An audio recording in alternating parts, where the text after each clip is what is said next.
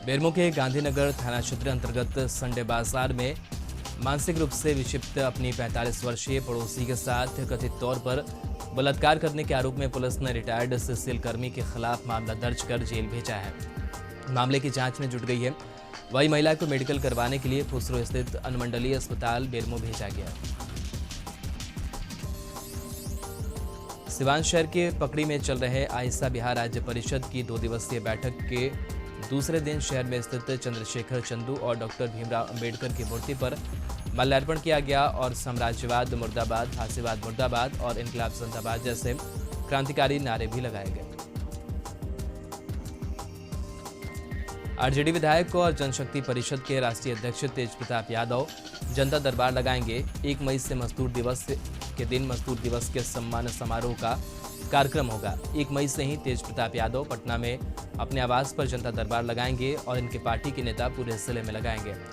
जनशक्ति परिषद के प्रदेश अध्यक्ष प्रशांत प्रताप ने प्रेस कॉन्फ्रेंस करके कहा कि आरजेडी के पार्टी के अंदर ही रहकर कुछ लोग क्रिएटिव जमा कर रहे हैं और तेजस्वी को सरकार में आने नहीं देना चाहते हैं। दोनों भाइयों के बीच इस लड़ाई को कराना चाहते हैं। प्रशांत प्रताप ने जगदानंद सिंह और हरियाणा के सलाहकार का नाम लेकर भी कई आरोप लगाया कि ये लोग पार्टी को सरकार में आने नहीं देना चाहते और दोनों भाइयों के बीच प्रेम भाव को देखना भी नहीं चाहते हैं। बलथर थाना क्षेत्र के जगिराहा गांव में हुई डकैती को लेकर 2 लोग घायल हो गए। Retired forest officer Narayan Singh Darbhanga के बरौली में पोस्टेड थे। 29 मार्च 2022 को रिटायर्ड हुए हैं। फॉरेस्ट ऑफिसर के पुत्र मनजीत सिंह ने बताया कि हम लोग सभी परिवार रात का खाना खाकर सो गए। घर में हड़बड़ाहट की आवाज़ हुई। जाकर देखा तब मेरे पिताजी मेरी मां के कंधे पर बंदूक तान कर लूटकांड शुरू कर दिया गया था।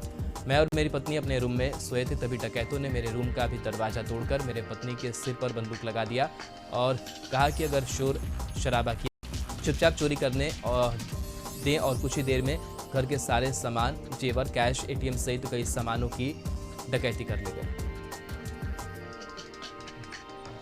गरम मसाला नो प्रॉब्लम अपार्टमेंट जैसी सफल बॉलीवुड मूवी में अपनी अदा का जलवा दिखा चुकी बॉलीवुड अभिनेत्री नीतू चंद्रा राजगीर पहुंची, जहां उन्होंने नेचर सफारी, जू सफारी, इस कई वक्त का भ्रमण कर प्राकृतिक सौंदर्य का आनंद उठाया। इस मौके पर उन्होंने कहा कि जहां तक मैंने राजगीर के प्राकृतिक नज़ारे को देखा है, यह जगह आने वाले दिनों में डिज्नीलैंड से कम नहीं होगा। प्राकृतिक सौंदर्य के साथ यह जगह फिल्म शूटिंग के लिए भी बहुत बेहतर है। हमारा भी प्रोडक्शन हाउस से बिहार के ऊपर बनने वाली फिल्मों की शूटिंग हम यहीं करेंगे। हम आपको बता देंगे, बॉलीवुड अभिनेत्री नीतू चंद्रा इन दिनों बिहार के दौरे पर हैं और वे विभिन्न जिलों में जाकर वहां के बारे में बारीकियों से जान रही हैं। उन्होंने बताया कि बिहार अपने आप में एक खास जगह है। आप यदि किसी मुद्दे या क्षेत्र को लेकर मूवी बनाना चाहते हैं तो पहले इसके बारे में पूरी तरह से जान लें, तभी आप बेहतर मूवी बना सकते हैं। इसी कारण हम वैसे जगहों पर जा रहे हैं जो बिहार में चर्चित हैं। इसी को लेकर राजगीर आई हूँ।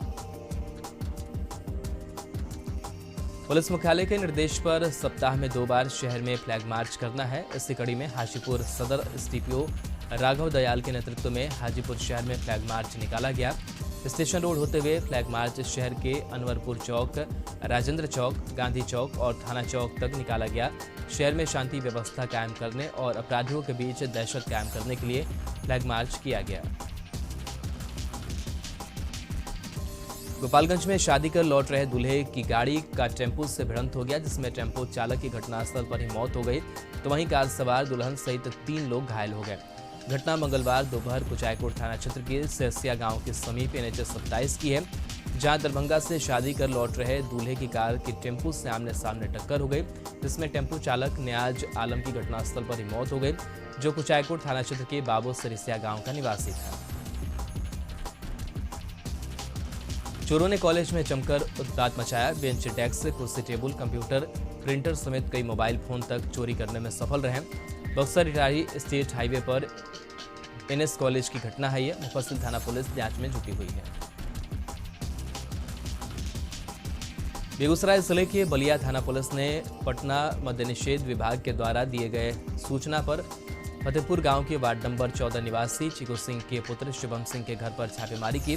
पुलिस ने छापेमारी के दौरान कई कमरे की तलाशी ली, लेकिन शराब तस्करी करने का कोई सबूत नहीं मिला। छापेमारी दल का नेतृत्व ASI अशोक कुमार पासवान और पुलिस बल के साथ ही कर रहे थे। दरअसल बलिया थाना पुलिस को पटना मद्य निषेध के द्वारा सूचना दी गई कि चिंकू सिंह के घर से शराब की तस्करी की जाती है, इसलिए वहां पर जाकर छापेमारी की जाए। इस निर्देश के बाद बलिया थाना पुलिस ने चिंकू सिंह के घर और आसपास काफी तलाशी ली, लेकिन शराब कहीं से बरामद नहीं हुई। बताया जाता है कि आपसी दुश्मनी और रंजिश को लेकर गलत सूचना पटना मद्य निषेध विभाग को दी गई। सूचना के आलोक में थाना पुलिस ने छापेमारी की, लेकिन शराब का एक बूंद भी इस घर से बरामद नहीं हो सका। त्रिस्तरीय पंचायत चुनाव को लेकर बागमारा प्रखंड में हो रहे मुखिया और वार्ड सदस्यों के नामांकन को लेकर मंगलवार को उम्मीदवार के साथ साथ समर्थकों का हुजूम उमड़ पड़ा। नामांकन कराने को लेकर प्रत्याशियों के जुटान का शुरू हो गया था। अत्यधिक भीड़ रहने के कारण बांसजोड़ा पंचायत के मुखिया उम्मीदवार राजा लाला और मोहली टी पंचायत के मोहम्मद आसाद की जेब उचक्कू ने काट ली। खिलाड़ी के चूरी हुयर बस्ती में नरेश सिंह के पुराने घर में अचानक आग लग गई। आग लगने से गांव में अफरा तफरी का माहौल पैदा हो गया। आग लगने का कारण बताया जा रहा है कि 50,000 से अधिक की संपत्ति भी जलकर आग हो गई है। वहीं कड़ी मशक्कत के बाद आग पर काबू पाया गया। केंद्रीय स्वास्थ्य मंत्रालय का दावा है कि देश के कई राज्यों में कोरोना मरीजों की संख्या में बढ़ोतरी हो रही है। दूसरी तरफ बूस्टर डोज भी फ्री में दिया जा रहा है। बिहार में भी सरकार ने फ्री में बूस्टर डोज देने की घोषणा की है, लेकिन पटना में ही स्थिति यह है कि लोग वैक्सीन लेने कम संख्या में पहुंच रहे हैं। इसकी मेमोरियल हॉल में लगे वैक्सीनेशन सेंटर पर काफी कम भीड़ नजर आई।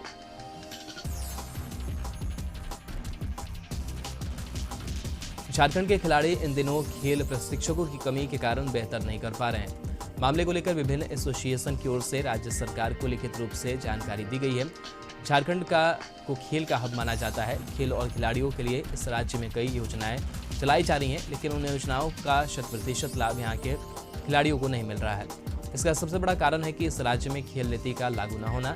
हालांकि इस दिशा में कई कदम उठाए जा रहे हैं। खेल प्रशिक्षकों की कमी के कारण राज्य के होनहार खिलाड़ी बेहतर नहीं कर पा रहे हैं। खेल जगत से जुड़े लोग और विभिन्न एसोसिएशन के पदाधिकारियों की माने तो झारखंड में आर्चरी, एथलेटिक, हॉकी, रेसलिंग को छोड़ दे तो यहाँ अन्य खेलों के लिए खेल प्रशिक्षकों की किल्लत है। आनंद फानंद में अनट्रेंड खेल प्रशिक्षकों को 15,000 के पगार पर नियुक्त किया जा रहा है और इस स्थिति में गुणवत्तापूर्ण प्रशिक्षण कैसे दिया जा सकेगा। कशिश न्यूज की खबर का एक बार फिर पटना में बड़ा असर हुआ है। कोरोना के बढ़ते मामलों को देखते हुए पटना रेलवे स्टेशन पर जांच सेंटर शुरू कर दी गई है।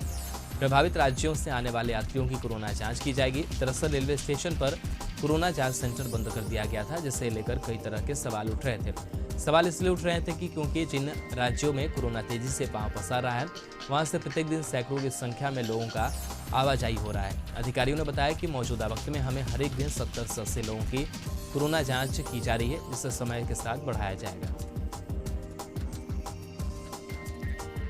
सीएम नीतीश कुमार सीतामढ़ी का दौरा होगा और उनके आगमन की तैयारियां भी पूरी की जा चुकी है। शिक्षा विभाग ने माध्यमिक एवं उच्चतर माध्यमिक शिक्षक नियोजन को लेकर कार्यक्रम की घोषणा कर दी है। आपको बता दें कि एसटीटी अभ्यर्थी जो 2017 से 19 के बीच डीएड किया है, उन्हें कोर्ट के आदेश के बाद छठे चरण में आवेदन करने की अनुमति दे दी गई है। 28 अप्रैल से 27 मई तक आवेदन लिए जाएंगे। औपबंधिक मेधा सूची 28 मई से 10 जून तक जारी होगी। औपबंधिक मेधा सूची का प्रकाशन 16 जून को होगा। नियोजन इकाई की ओर से अंतिम मेधा सूची का प्रकाशन 22 जुलाई को होगा। 28 जुलाई को नियोजन इकाई की ओर से नियोजन पत्र दे दिए जाएंगे। एसटीटी 2011 उत्तीर्ण अभ्यर्थी और प्रशिक्षित अभ्यर्थी जिन्होंने 2017-19 में बीएड पास कर लिया है, वह आवेदन कर सकते हैं। बिहार में गर्मी लू से फिलहाल राहत नहीं मिलने वाली है। मौसम विभाग ने कहा है कि अगले 5 दिनों तक लू और हीटवेव से जनता को कोई राहत नहीं मिलने वाली है। 12 बजे से 3 बजे के बीच लोग घर से ना निकलें, बच्चों को घर से नहीं निकलने दें। मौसम विभाग का कहना है कि पछिया हवा ज्यादा बढ़ गया है, जिसके कारण हीटवेव लगातार अगले 5 दिनों तक जारी रहेगा। बिहार में भीषण गर्मी और हीटवेव का कहर जारी है। इसको देखते हुए पटना के जिलाधिकारी चंद्रशेखर सिंह ने एक बार फिर से स्कूलों के समय में बदलाव किया है। अब राजधानी पटना के सभी सरकारी और निजी स्कूलों में सुबह 10:45 तक की कक्षाएं संचालित होंगी। इसको लेकर जिलाधिकारी ने सभी एसडीओ, बीडीओ और थाना अध्यक्षों को निर्देश जारी किया है कि 10:45 तक के बाद किसी भी सूरत में किसी भी स्कूल का संचालन नहीं होना चाहिए।